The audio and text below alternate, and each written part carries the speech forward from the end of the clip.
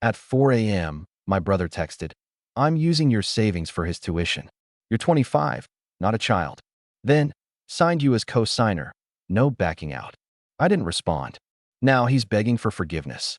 Hey Reddit, I'm Eli, 25M, and I'm still not really sure how to begin this without feeling like I'm airing dirty laundry that should have been handled years ago. But I think that's kind of the problem. Everyone kept pretending like this stuff would just work itself out, and now I'm left staring at the pieces, wondering if I should have seen it all coming. This story is still unfolding, and honestly, it feels like I'm only now seeing the full picture. But if I start from the beginning, really the beginning, I think it'll all make more sense. So, my older brother Jeremy, 33M, has always had a kind of gravity to him. Not the charming, warm kind, either. More like the kind that pulls everyone into his orbit whether they want to be there or not. When we were kids, I didn't have the words for it, but I always knew when Jeremy walked into a room, everyone sort of changed how they acted, especially our mom. Conversations would trail off, tones would shift, eyes would flicker toward him like people were waiting to see how he'd react before they said anything else. He wasn't outwardly cruel or anything, not in a way that people outside the family ever noticed. He was clever, good at turning things around, always knowing just how far to push without making it obvious. It was little stuff, like taking the last piece of dessert and saying I didn't ask fast enough, or insisting that I had agreed to trade him the newer game controller even when I hadn't. But the thing is, everyone let it slide. He was confident, independent, driven. That was the narrative. Our dad passed when I was 10 and Jeremy was just about to graduate high school. That was the moment things really shifted. Suddenly, Jeremy wasn't just the older brother anymore. He was the man of the house. Our mom gave him that title like it was something sacred. And Jeremy? He loved it.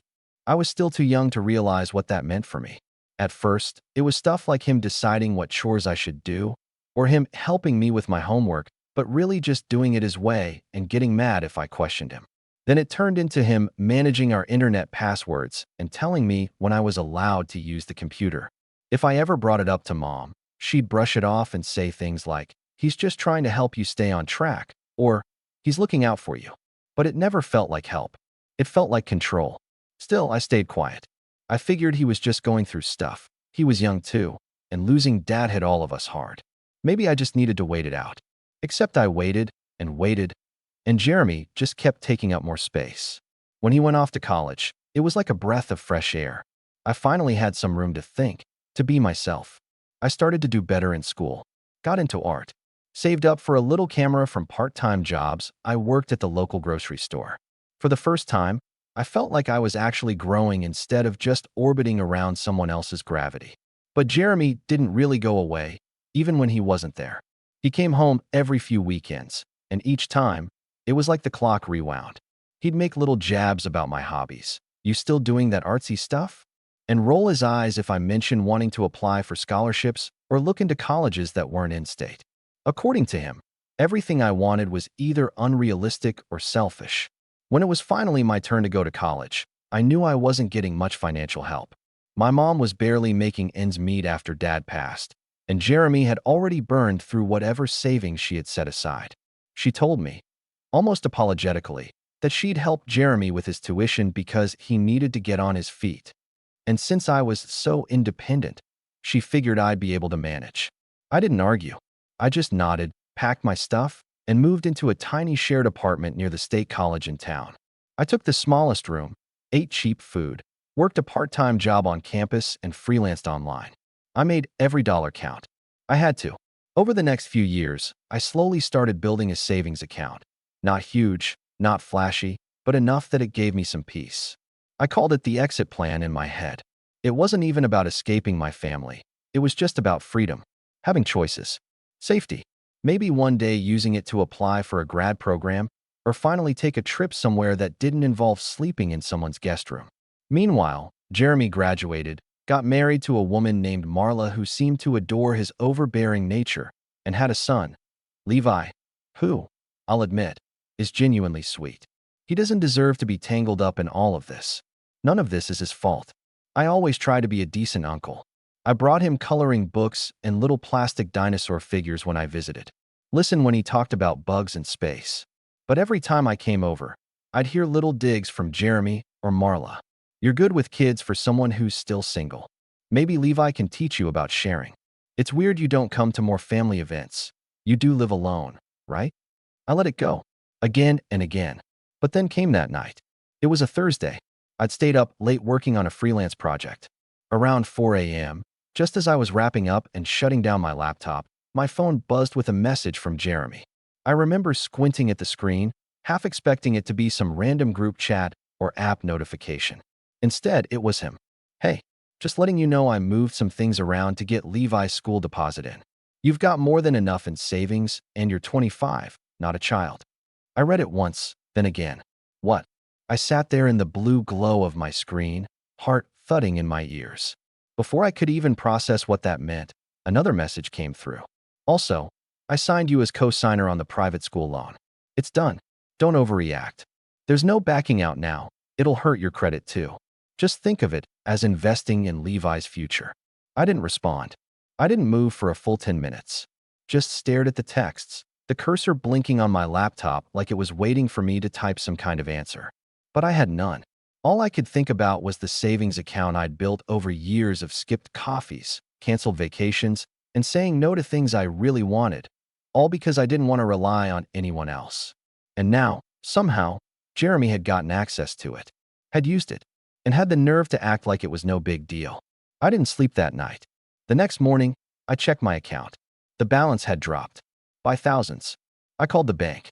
I barely remember the bank call. Not because it wasn't important, it was, but because I was so tense I could feel my own pulse in my throat. I kept my voice steady, walked the customer service rep through the suspicious withdrawal, and gave them all the details I could. They were polite, patient. They pulled up the account history, went silent for a few moments, and then came back with a sentence that felt like a punch in the chest. It looks like the funds were transferred using online access from a device already verified to your profile. And we do show a cosigner form submitted for the educational loan you're referring to. My mouth went dry. The device was mine. My old tablet, to be specific. The one I'd left at Mom's months ago when I moved into a new apartment. It wasn't even password protected back then. I mostly used it for reading and notes. I never thought anyone would go through it. They had. I ended the call quietly, with the rep saying they'd send me some paperwork to file a formal dispute, but that in the meantime, the account would remain flagged. I just sat there, not even angry yet, just ashamed. Ashamed that I'd been this cautious for years and still let my guard down. Ashamed that my own brother, who used to hold my hand when I was scared to cross the street, had waited until the middle of the night to gut my savings and tell me after the fact. Ashamed that I wasn't even surprised. I didn't respond to Jeremy's texts. I didn't even call. I just sat on it, thinking, rereading his messages, looking over the bank statements again and again like they might somehow change. Then, about 2 hours later, another message came through. You're not seriously going to make this a thing, right? I told you it's for Levi. You can't possibly care more about some dumb emergency fund than your own nephew's future. That was his favorite trick, turning my boundaries into selfishness, making it sound like I was the problem for not offering myself up willingly. But it wasn't just about the money. It was about the assumption, his assumption, that I didn't deserve to say no. That whatever I built, whatever I owned, even my name, was fair game if he could convince himself it served a greater purpose. I didn't reply. Instead, I quietly went over to my file drawer, pulled out every bank document I had, and started scanning them into a folder. The next person I called wasn't Jeremy, and it wasn't Mom either. It was a lawyer, not some huge shot firm, just a quiet voice from a local office that handled personal financial disputes and fraud. I told her everything, carefully, fact by fact. She didn't interrupt, didn't gasp or overreact, just asked smart, patient questions like she'd heard this all before. Maybe not this exact story, but ones close enough that it didn't faze her. When I told her Jeremy was my brother and that I hadn't technically filed a police report yet, she paused. Eli, she said slowly, you know this wasn't just irresponsible. It was planned. The withdrawal, the cosigner form, the way he waited until the money was already gone before telling you.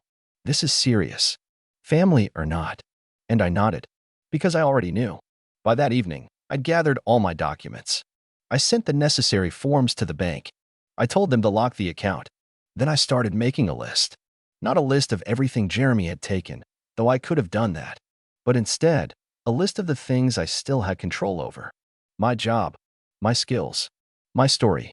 And yes, my right to take this as far as I needed to. I didn't go over to Mom's that night, even though part of me wanted to confront them both face to face. I needed time. And I knew if I showed up angry or blindsided, they'd spin it. They'd say I was emotional, dramatic, ungrateful. They'd weaponize my silence against me, just like always. So instead, I waited. And that weekend, the real storm broke. Saturday morning, I got a call from Mom. Her voice was clipped. Not worried, annoyed. I just got a call from the bank about a fraud claim you filed. You could have come to us first, Eli. We could have talked like adults. I stayed quiet. Then she added, I'm not saying what Jeremy did was perfect, but it was for Levi, your nephew, Eli. And you're going to drag our family name through mud over a little money? That's when I finally spoke. It wasn't a little money, Mom. And it wasn't his to take. Her voice dropped to that familiar disappointed register, the one she always used when I didn't act the way she wanted. I just thought you were better than this. That stung. Not because it was true, but because it sounded so much like the old scripts she'd used when I was a kid. When I'd ask for help and she'd turn it into a test of loyalty. When I'd tell her Jeremy hurt my feelings and she'd say I needed thicker skin. But I didn't say any of that. I said, I have to go, and I hung up. 10 minutes later, I got a text from Jeremy. So this is what it's come to? Legal threats? That's rich. You've always had a victim complex. I do one thing to help my son, and you act like I robbed a bank. You're pathetic. I didn't respond to Jeremy's text. Not right away. Not that night. Not the next morning, either. I needed to be quiet. Still, not because I was scared, but because I finally understood something. Jeremy had always counted on me reacting. On me getting flustered, stumbling over my words, second-guessing myself, apologizing even when I wasn't wrong. If he could keep me on the defensive, he never had to explain himself. That was his pattern. So this time, I did the opposite. I met with the attorney I'd called earlier that week.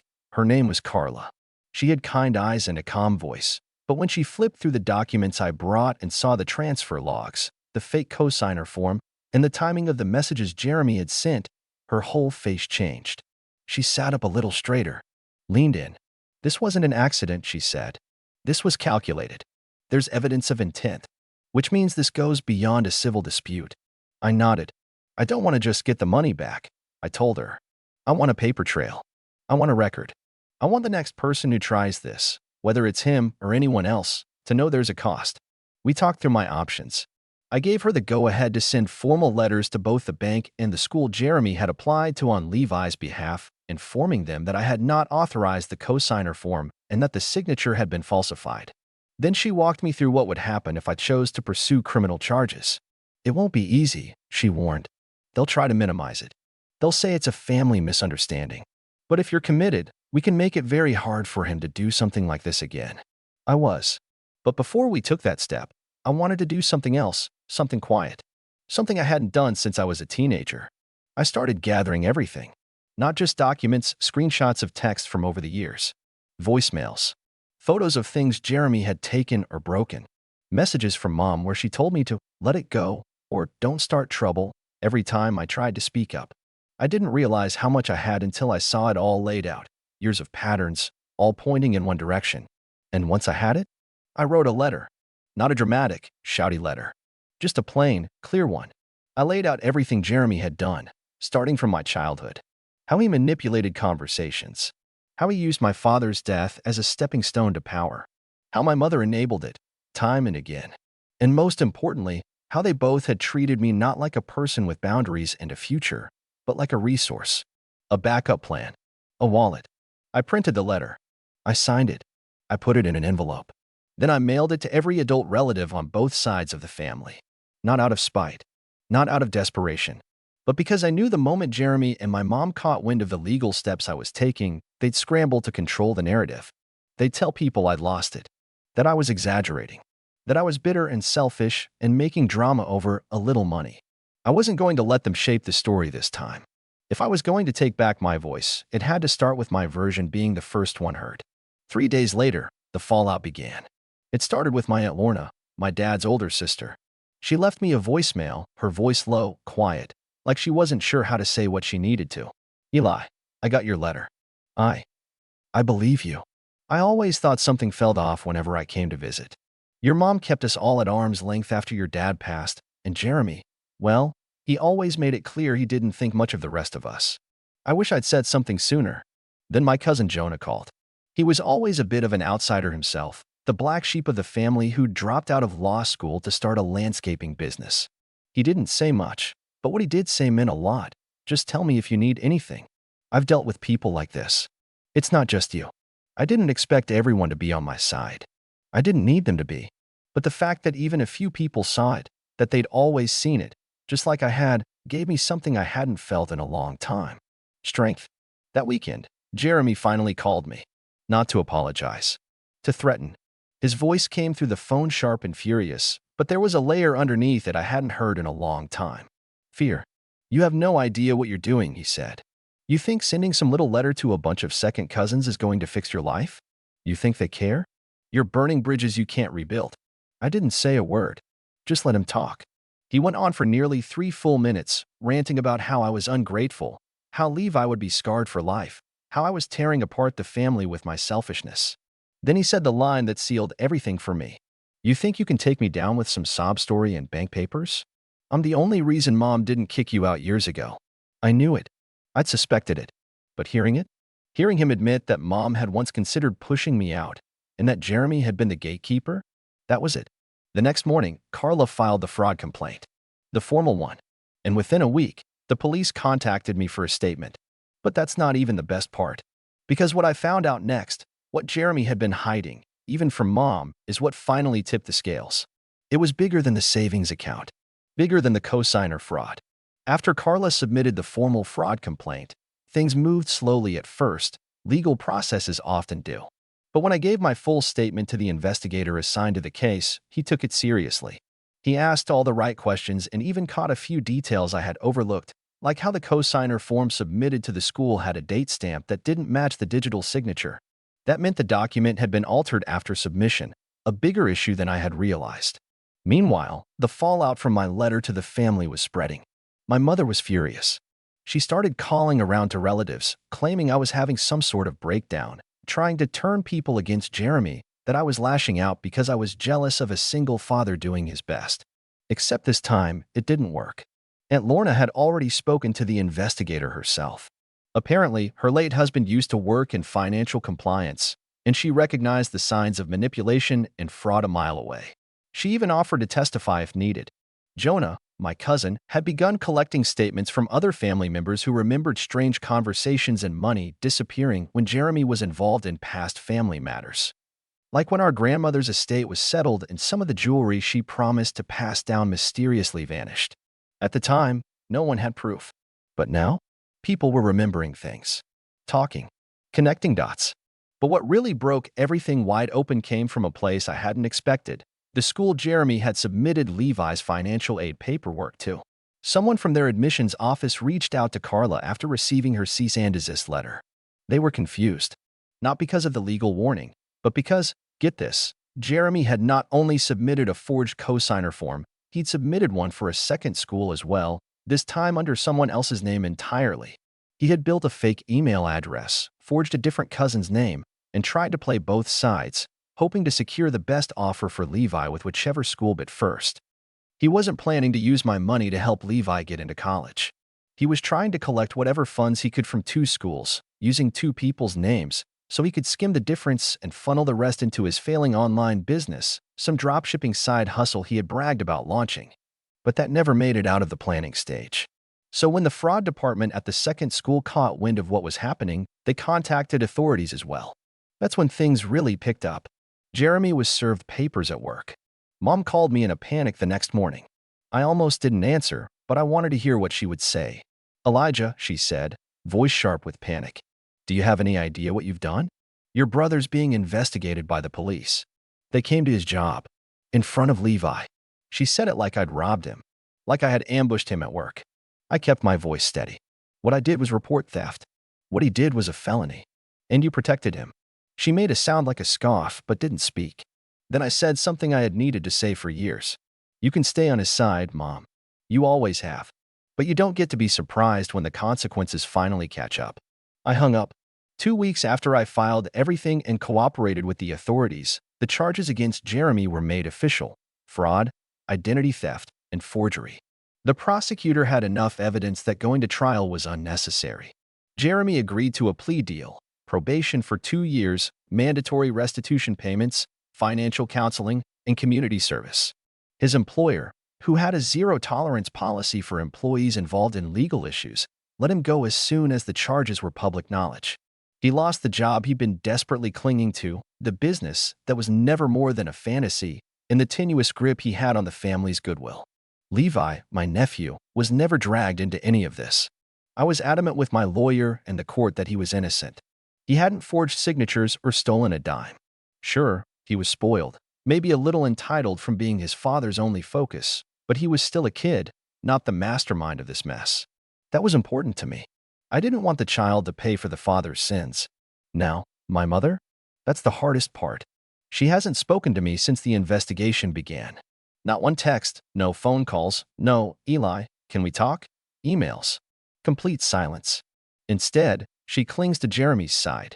Together, they've crafted a story that I'm the villain, the troublemaker, the vicious little sibling who blew everything out of proportion, broke up the family, and turned on her own flesh and blood over some misunderstanding. Their narrative paints Jeremy as the hard-working dad just trying to provide for his son, the victim of a vindictive and jealous sister. Funny thing is, a few family members bought it, but many didn't. Some who'd quietly supported me reached out in private to say they saw through it all from the beginning. Others just stayed neutral or distant, unwilling to pick sides. I don't blame them. Family drama like this is exhausting. The financial damage was real, of course. The stolen money was gone. Jeremy's restitution payments are slow and barely cover the debt, so I won't see it back in full anytime soon. But money isn't what this was about for me. It was about respect, boundaries, being treated like a person, not a bank. For the first time in years, I felt peace. Because I'd finally drawn a line and I stood firm. I defended what was mine. I stopped being the easy mark. Since then, I've changed a lot. Changed passwords, locked down accounts, delinked old devices, even switched banks. I've taken more control of my digital and financial life than ever before. But more importantly, I started building myself back up personally, professionally, emotionally. The freedom of finally saying enough is something no one can take away. I won't pretend this hasn't been lonely or painful. It was. I lost my mother's love, or at least, the mother she used to be. The woman who should have protected me instead chose to side with Jeremy without question. But I know now that love isn't supposed to feel like that. So now, I sit here, years removed from the worst of it, wondering, did I go too far? Was I too cold or harsh for not forgiving Jeremy, like Mom kept insisting? Was I the bad guy for cutting them both out of my life? Or was I finally just standing up for myself after years of being treated like an afterthought in a wallet? Honestly, I don't know. That's why I'm here. What do you all think? Was I the a-hole for taking it this far? Should I have just swallowed it and kept the peace? Or was this the only way to finally protect myself and my future? I'm ready to hear your thoughts. If you enjoyed this story, don't forget to like and subscribe for more real-life drama and revenge tales. Have you ever dealt with toxic family members or had to stand up for yourself in a tough situation? Drop your thoughts and experiences in the comments. I'd love to hear your side.